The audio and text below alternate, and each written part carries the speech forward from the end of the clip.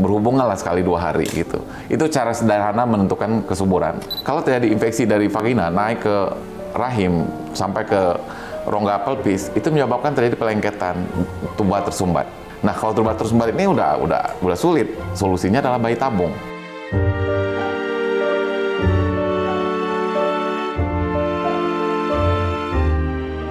Jadi seorang wanita kita anggap sulit hamil apabila sudah menikah selama 1 tahun atau menginginkan kehamilan dalam 1 tahun dalam hubungan suami istri, tidak mampu untuk hamil atau tidak terjadi kehamilan, kita sebut sebagai dengan campur yang teratur 2 atau 3 kali seminggu, itu tidak terjadi kehamilan yang bayinya viable atau bisa dibawa pulang yang hidup sehat gitu, itu kita anggap infertil gitu. Ketidakmampuan hamil ini ya bisa aja karena faktor genetik, ada tumor misalnya, ada kelainan hormonal, ada infeksi, dan juga tentu berhubungan dengan gaya hidup gitu.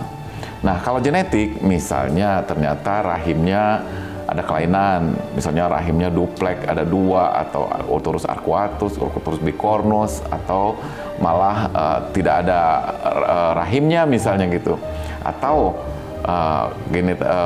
ovumnya di situ ada kelainan, atau di tubanya ada kelainan gitu yang dialami secara genetik. Nah, itu bisa menyebabkan tidak hamil. Kemudian untuk tumor, biasanya ada tumor di rahim seperti adenomiosis, mioma, polip, kemudian di indung telur ada kista gitu, itu juga bisa menyebabkan infertility, ketidakmampuan untuk hamil. Kemudian hormonal, kalau hormonal itu ada berlanjut dengan adanya gangguan haid. Gangguan haid itu artinya seorang perempuan normal yang haid setiap bulan itu akan ada peluang untuk terjadi kehamilan sebanyak 12 kali. Karena 2 minggu sebelum terjadi haid, itu terjadi ovulasi, sel telur pecah. Kalau laki-laki bisa setiap hari dalam lebih dari 24 jam itu terjadi spermatogenesis, spermanya bisa udah matang lagi dan bisa untuk membuahi. Kalau wanita cuma sekali sebulan. Nah, pada wanita yang gangguan hormonal bisa cuma ovulasi itu mungkin 2 kali dalam setahun atau 4 kali dalam setahun. Itu disebut siklus anovulatorik. Jadi terjadi menstruasi yang tidak teratur diawali dengan tidak terjadinya pecah sel telur, tidak subur gitu. Nah, biasanya yang kita sering disebut sama ibu-ibu, moms atau perempuan itu PCOS, Polycystic Ovarian Syndrome. Jadi sindrom ovari polikistik. Jadi sel telurnya kecil-kecil. Kalau kita USG seperti roda, kecil-kecil, dan itu disertai dengan adanya tanda-tanda mungkin berkumis, jerawatan, ada agak hitam di tengkuknya, obesitas gitu, banyak bulu di kaki gitu, itu mengalami gangguan ovulasi. Walaupun PCO ini juga bisa terjadi pada orang lean yang kurus, tapi lebih sering pada yang obesitas. Nah, ini tentu akan berhubungan dengan gaya hidup, diet, olahraga, makanan gitu. Itu bisa mempengaruhi terjadinya frekuensi ovulasi, tingkat frekuensi ovulasinya itu lebih rendah daripada perempuan yang haidnya teratur tiap bulan, yaitu karena hormonal. Kemudian karena infeksi, kita tahu dulu tahun 80-an tuh semua pasien wanita dicek kalau nggak hamil CMV, virus CMV, cytomegalovirus, dicek toxoplasmosis gitu, rubella. Kemudian selain itu infeksi ini juga bisa berdampak itu secara langsung nanti untuk menggagalkan kehamilan. Tapi kadang berdampak juga kalau terjadi infeksi dari vagina naik ke rahim sampai ke rongga pelvis, itu menyebabkan terjadi pelengketan tuba tersumbat. Nah, kalau tuba tersumbat ini udah sulit. Solusinya adalah bayi tabung. Jadi infeksi ini juga jadi masalah utama. Masalah tuba adalah masalah utama untuk akhirnya perempuan datang ke dokter untuk dilakukan program bayi tabung. Karena nggak mungkin mempertemukan sperma dengan sel telur kalau busway-nya ketutup gitu. Jadi dilakukan fertilisasi di luar, sudah jadi embrio, dia ditaruh ke dalam rahim kan gitu. Jadi ini kayak karena infeksi. Nah, jadi karena tubanya tersumbat, pelengketan, nyeri berhubungan, mungkin karena keputihannya yang naik ke atas gitu.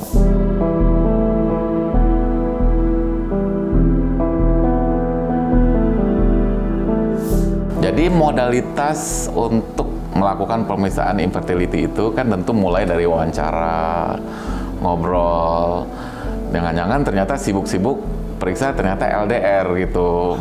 Kan gitu, nggak ada guna. Ternyata campurnya cuma sekali sebulan, mana bisa hamil. Untuk frekuensi untuk bisa hamil pada pasangan yang normal itu minimal berhubungan 3 kali seminggu, 2-3 kali seminggu gitu.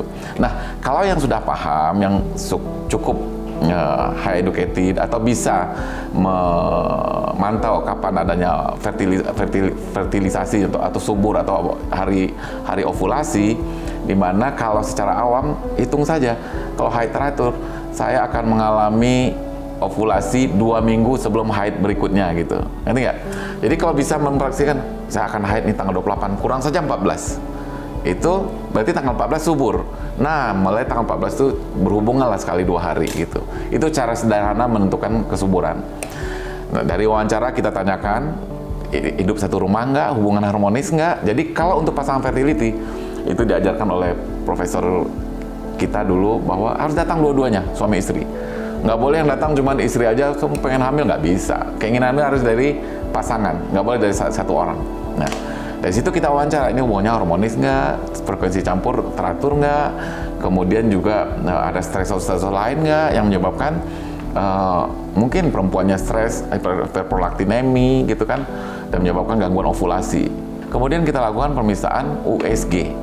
Nah, USG itu untuk mengetahui anatomi dari perempuan, ya, mulai dari tentu periksa dalam. Jangan salah, bisa aja ada tumor di vaginanya. Jadi pemeriksaan dalam adalah satu paket yang harus diminta oleh seorang perempuan. Kadang-kadang, sungkan, yang cepat-cepat saja gitu kan gitu. Padahal step-stepnya adalah itu. Mulai dari organ genitalia itu harus dilihat satu-satu. Di vaginanya bagus nggak? Ada infeksi nggak?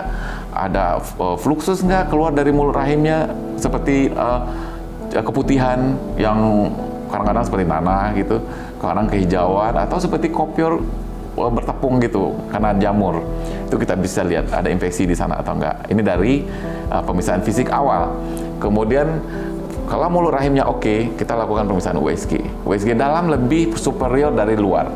Jadi kalau untuk memeriksa infertility, USG luar tidak termasuk yang diandalkan. Kita andalkan harus dari dalam. Nah, dari dalam kita lihat panjang serviknya, ada polip nggak di situ, kita lihat rahimnya, ya. Dari USG kita bisa lihat bentuk keadaan di organ intim genitalia interna. Kemudian lainnya kita tentu bisa lakukan pemeriksaan tanda-tanda infeksi. Kemudian kalau ada kelainan menstruasi, seperti yang PCO tadi, kita bisa lakukan pemeriksaan analisa hormonal, kemudian tumor marker CA125 untuk menentukan adanya endometriosis atau tidak. Saya kira itu yang perlu dilakukan pemeriksaan pada perempuan, ya. Jadi saya selalu menganjurkan, begitu perempuannya diperiksa, laki-lakinya langsung diperiksa. Satu aja, analisa sperma. Nanti jangan sampai kita sibuk mengeksplor perempuan yang nggak taunya laki-lakinya nggak ada spermanya gitu kan, kasihan. Jadi dari menanyakan satu aja, pola haid, frekuensi berhubungan, ya, terus nyeri haid gitu, itu kita bisa perkirakan apa kira-kira yang diderita oleh perempuan ini gitu. Dan USG yang bagus di transvaginal, kita juga bisa tahu bagaimana keadaan genitalia di dalamnya gitu. Jadi yang sederhananya wawancara, pemeriksaan fisik, USG transvaginal, baru mengarah ke pemeriksaan darah. Nah, yang paling advance itu yaitu hormonal, autoimun, kemudian infeksi, ya, gitu.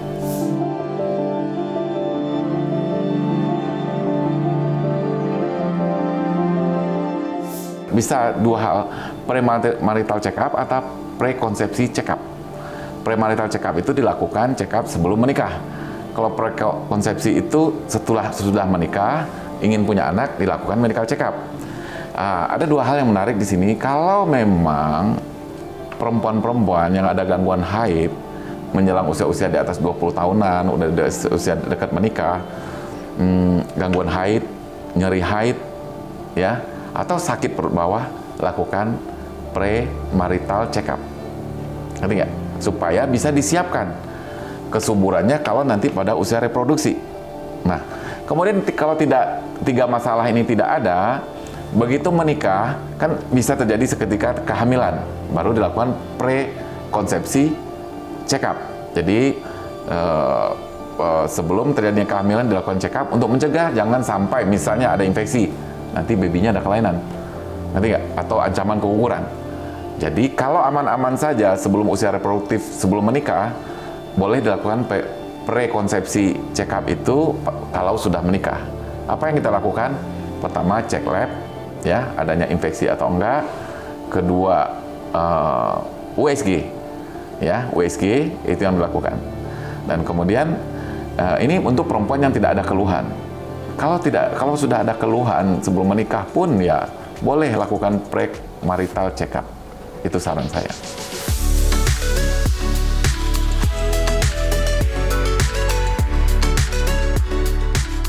Secara fisiologis tentu gaya konvensional akan menyebabkan penetrasi itu lebih baik dan tergenangnya mulut rahim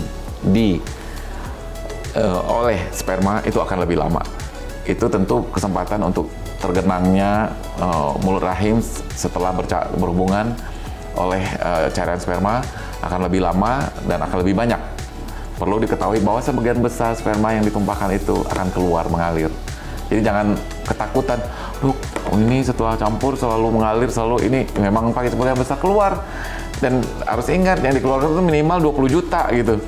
Ngerti nggak? Satu saja yang diharapkan untuk sampai di indung telur gitu. Ngerti nggak? Jadi mungkin saya pikir 70%, 80% akan tumpah lagi. Hanya berapa persen yang masuk ke dalam rongga rahim dan membuahi.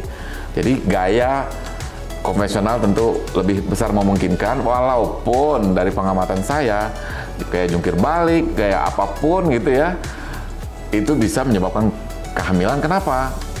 Waktu melakukan gaya-gaya yang berlainan itu tetap ada saat ejakulasi semprotan sperma itu cukup kuat dan akan mengenai mulut rahim dan akan ada yang tertinggal di sana. Ingat 20 juta kan, satu aja yang bisa survive tetap aja bisa kehamilan. Istilahnya kesenggol aja juga orang bisa hamil. Bahkan katanya saya udah ada yang ingin kontrasepsi alami. Orang saya tuh keluarin di luar kok dok, kenapa bisa hamil? Ngerti nggak? Apa yang terjadi waktu terjadi awal penetrasi itu sudah ada yang lolos dia gitu, ngerti nggak? Jadi tidak hanya pada saat ejakulasi, pada saat baru foreplay atau baru penetrasi itu udah ada yang ini curi star, ngerti nggak? Jadi bisa terjadi kehamilan, makanya KB alami itu kegagalannya bisa sampai 10%, 20% gitu. Karena tidak bisa korelasinya adalah ya gaya apapun kalau dia udah sampai di mulut rahim, berenang di sana bisa masuk ke dalam rahim ya. Tapi untuk orang yang sulit hamil tentu gaya konvensional itu sangat dianjurkan. Itu saja. Dan katanya dulu pakai ini bantal lah, istirahat 30 menit lah, it's okay, boleh aja coba dicoba karena kan tidak ada salahnya kan gitu. Tidak ada salahnya.